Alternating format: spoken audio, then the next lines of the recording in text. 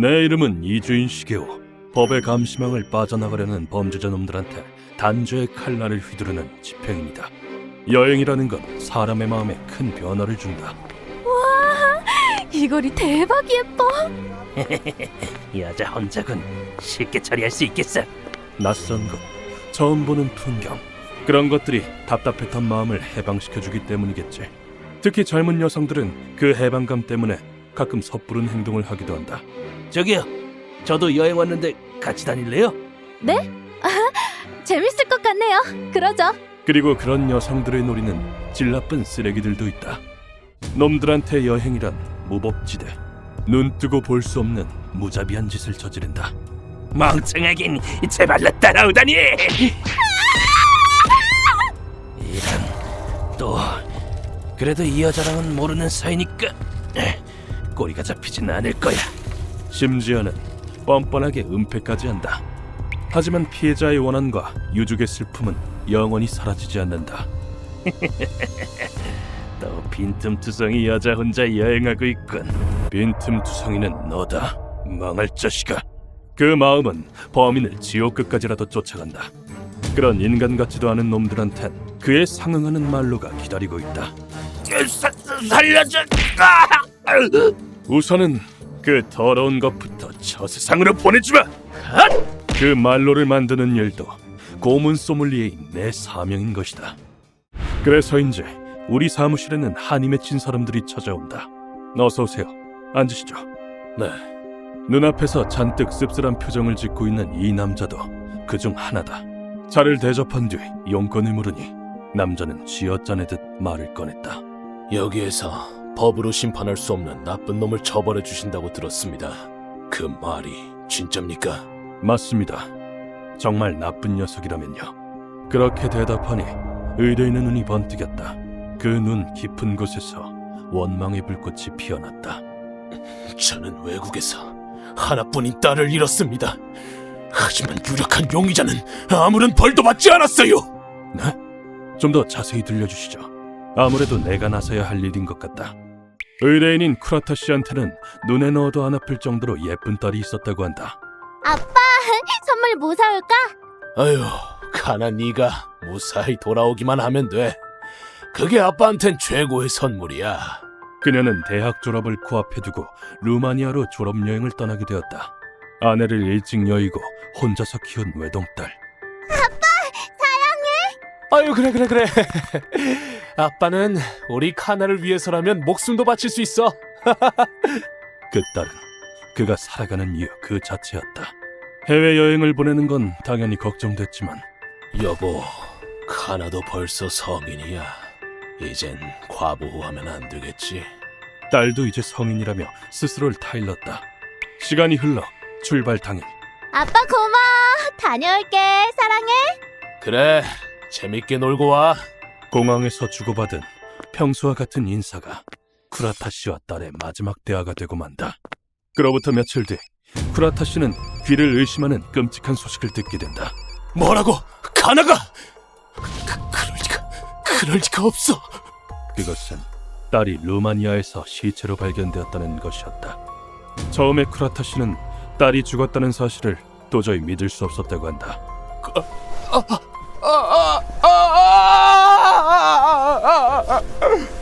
하지만 루마니아에서 반환된 시신을 본 순간 그것은 부정할 수 없는 사실이라는 것을 깨달았다. 딸의 사인은 목졸림에 의한 질식사. 아버님께는 차마 말씀드리기 힘들지만 성폭행 흔적도 세상에, 어떻게 그런... 게다가 남자한테 강간당한 흔적도 발견됐다고 한다. 그러나 외국에서 일어난 사건이라 일본 경찰들이 나설 수 없었다. 해외 경찰 따위를 믿을 수 있겠냐고. 그래서 쿠라타 씨는 무역회사에서 일할 때의 연주를 이용해 사건을 조사하기 시작했다. 사건이 일어난 건 딸이 루마니아에 도착한 직후였다. 저기 내가 가이드 해줄까?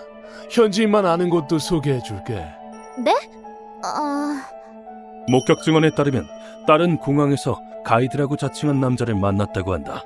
설상가상으로 그때는 이미 막차가 떠나 택시를 타고 갈 수밖에 없었던 상황. 그러면 부쿠레슈티에 있는 호텔로 가주세요. 오케이. 그래서 딸은 경솔하게도 남자의 제안을 받아들이고 만다. 하지만 도착한 곳은 호텔이 아니라 인적이 드문 숲. 좋다고 따라와 놓고 왜 이래 이년아. 거기서 딸을 끌어내려 그대로 자신의 욕망을 채웠다고 한다. 이 사건의 유력 용의자는 브래드라고 하는 20대 남성. 현지 탐정한테도 의뢰해봤는데 놈은 임산부를 폭행한 전과도 있고 피해자도 10대에서 70대까지 다양하다고 하더군. 이런 쓰레기 같은 새끼가 우리 딸을. 범행 시간에 놈의 알리바이도 없고 공항 근처에서 목격 증언도 있었다. 그러나 브래드는 경찰에 잡혀갔지만 금방 석방되었다. 이유는 증거 불충분. 시체에 지문이나 책이 안 남아있어서 증거가 없었다고 하네. 무슨 그런. 그 후 여러 수단을 써서 정보를 모은 쿠라타 씨는 브래드가 국회의원의 아들이라는 사실을 알게 된다. 설마 그 자식 부모 권력으로. 명확한 증거는 없지만 놈이 범인이라고 확신했다. 그리고 결국은 여기까지 온 것이다. 탐정도 놈이 딸한테 손을 댄 게 확실하다고 했습니다. 근데 현지 법으로는 아무것도 할 수가 없대요. 쿠라타 씨는 이를 악물고 얘기를 끝낸 다음 내게 머리를 조아렸다. 힘들다는 건 잘 알고 있습니다. 그래도 부디 저희 딸의 한을 좀 풀어주세요. 딸은 아내가 간 뒤 제 유일한 희망이었습니다. 외국에서 혼자 쓸쓸하게 죽을 애가 아니란 말입니다. 이번 일은 증거도 부족하고 외국에서 일어난 사건이라 쉽지 않을 것이다. 알겠습니다. 따님의 원한은 제가 풀어드리죠. 제발 부탁드립니다. 그러나 이 통곡에 응하지 않으면 고문 소믈리에의 존재 가치는 없다. 루마니아에서 움직여야 한다면 그 사람의 협력이 반드시 필요하겠군. 오랜만이야, 미스터 다리우스. 시게요? 너랑 이렇게 얘기하는 게 몇 년 만인지 모르겠네. 그는 루마니아에서 활동하는 고문 소믈리에다. 나는 그에게 사정을 설명하고 도움을 청했다. 그 사건은 이미 확인 끝났지. 범인은 브래드가 확실해. 사건 수습은 누가 한 건데? 정치인인 아버지가 손을 쓴 것 같더군. 부자가 쌍으로 쓰레기다. 쿠라타 씨의 예상은 맞아떨어졌다. 자기 욕구를 채우려고 죄 없는 여성의 목숨을 뺐다니, 그런 짐승 같은 놈들은 살려두면 안 되지. 외국인이라도 반드시 잡는다. 그리고 나 이주인 시게오가 그 목숨을 가져가 주마. 권력으로 이 사건을 무마한 그 부친도 물론 똑같이 말이다. 그래서 우리는 루마니아로 갔다. 선생님, 미스터 다리우스 씨는 어떤 분입니까? 범죄자 입장에서 보면 감정 따윈 없는 냉혹하고 무자비한 악마지. 그렇게나요? 현지에 도착해 바로 그가 사는 성으로 갔다. 잘 왔네, 동지여. 오랜만이군. 이번에 신세 좀 지겠네. 이자가 바로 이 성의 주인이자 유럽 유수의 고문 소믈리에 미스터 다리우스다. 그는 진짜 왈라키아 귀족의 후예라는 이색적인 경력이 있다. 자, 네 죄는 지옥에 가서 마저 뉘우쳐라. 그리고 고문은 꼬챙이 형만을 고집하는 뚝심 있는 남자다. 다리우스 말로는 브래드 모자를 납치하기에 딱 좋은 날이 있다고 한다. 부친이 속한 당에서 주최하는 파티에 브래드까지 참가시킨다네. 그렇군. 시꺼먼 속내가 들여다 보이는구만. 근신시키고 은폐하는 것보단 사람들 앞에 나서게 해서 건재함을 어필하려는 목적인가. 얼마 뒤 결전의 날, 우리는 놈들이 집을 나서는 때를 노렸다. 경호원은 둘, 발소리조차 안 나는 너한텐 없는 거나 마찬가지네. 뭐하러 범죄자들을 지켜? 나는 우선 경호원들의 아킬레스건을 끊었다. 누구야? 파티장으로 안내해주지. 참가 비용은 네 그 더러운 목숨이다. 범죄를 덮어준 쓰레기 부모도 마찬가지야. 그 후 우리의 타겟을 납치했다. 그리고 놈들을 다리우스의 고문실로 옮겼다. 이제 놈들을 깨워볼까. 시게오, 이걸 써. 어깨를 박살내면 눈 뜨겠지. 오, 쓸데없는 동작 없이 한 방에 끝낼 수 있으니 일석이조겠어.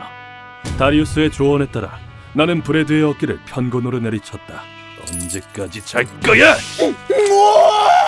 내 어깨!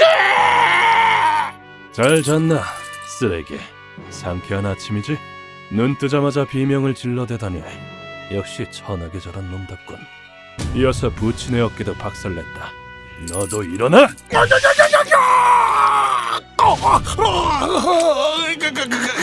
감히 내가 누구지 알아? 어차피 아무 책임도 안 지는 어깨 따윈 필요 없잖아. 둘 다 더럽게도 시끄러웠지만 양쪽 어깨를 박살내고 나니 조용해졌다. 네 놈이 이 여자를 죽였지. 이 여자애와 가족한텐 미안한 마음은 안 드나? 더러운 놈. 경찰을 압박해서 아들놈을 석방시키기나 하고. 그래도 사람이라면 조금은 미안한 마음이 들겠지. 하지만 놈들의 입에서는 내 예상과는 전혀 다른 말이 나왔다. 고분고분 따라온 그 여자가 잘못한 거 아니야. 마지막엔 걔도 좋아했다고. 봐봐, 좋아서 한 거면 문제 없잖아. 그깟 동양 여자 하나 때문에 내 부와 지위를 내려놓을 순 없어. 그저 자기 생각뿐인 쓰레기들의 더러운 변명이었다. 자기 욕망 때문에 죽이기까지 해놓고 피해자도 좋아했을 거라니 이 무슨 미친 소린가? 그럼 이놈들한테도 강제로 몸이 뚫리는 그 아픔을 맛보여주마! 다리우스! 오케이, 준비 다 됐어. 우리는 놈들을 벽에서 푼 뒤 고문 전용 기구에 다시 묶었다. 편리해 보이는군. 난 혼자라서 혼자서도 할 수 있을 만한 걸 만들어야 하거든. 이걸 이용하면 쉽게 꼬챙이형 고문을 집행할 수 있다. 우선 항문에 말뚝을 대고 망치로 박아 넣는다.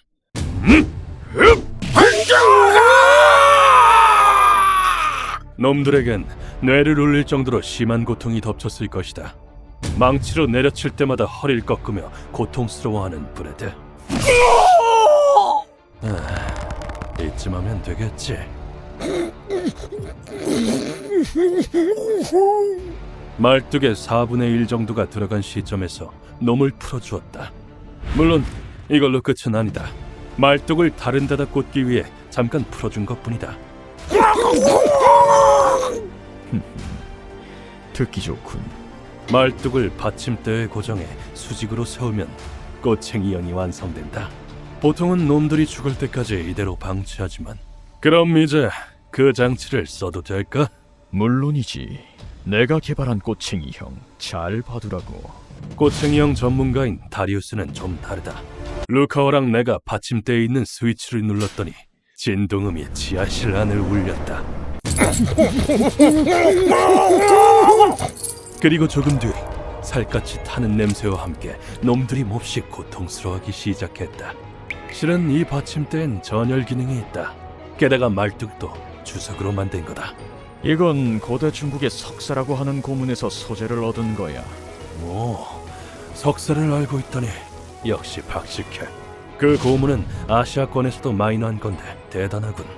석사란 이름 그대로 주석으로 만든 뱀 모양의 고문 기구다. 주석은 무르고 열 전도율이 굉장히 높다. 으아! 네 동료 어딨어? 그래서 몸에 감아 뜨거운 물을 부으면 그 열로 고문을 할 수 있는 것이다. 말뚝은 인덕션 조리기구처럼 서서히 온도가 올라간다.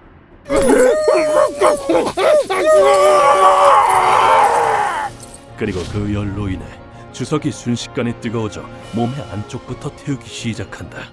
놈들의 안색과 말뚝기를 보니 아마 곧 죽을 것이다. 마지막 잡이다. 시게오한테 용서를 빌어봐. 기적이 일어날지도 모르잖아.